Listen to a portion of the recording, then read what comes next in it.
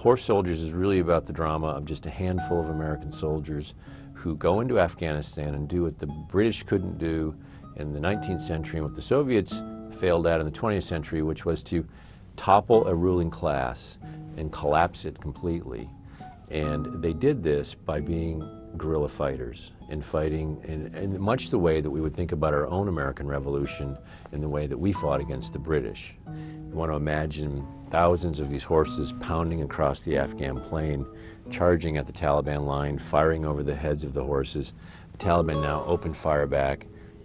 These guys are being yanked out of the saddle. They fall to the ground.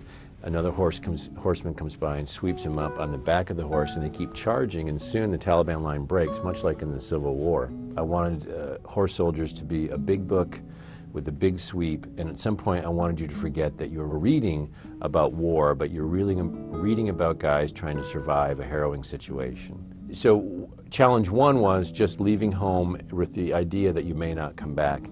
Challenge two is they were told very little about their mission. They were told that they had to attack the Taliban and Al-Qaeda camps that sponsored 9/11, and what they weren't told was you'd probably have to ride a horse to do this.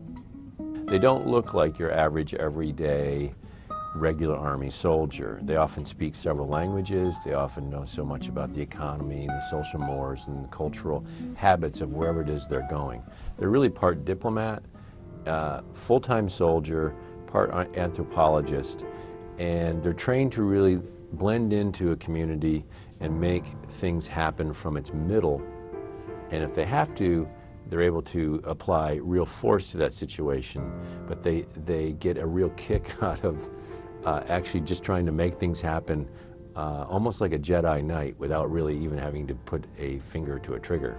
So what is this book about? It's about fighting for that young person like Nadir in the book, who's standing on the street corner in the dust and the heat, trying just to survive another day without gunfire, without being harassed by these Taliban policemen. We learned that really small, wise, discreet teams of people that are trained and aware and sensitive to what the locals want and listen to that and don't give up and are adaptable, that when they are used, they can actually have the force of a huge army.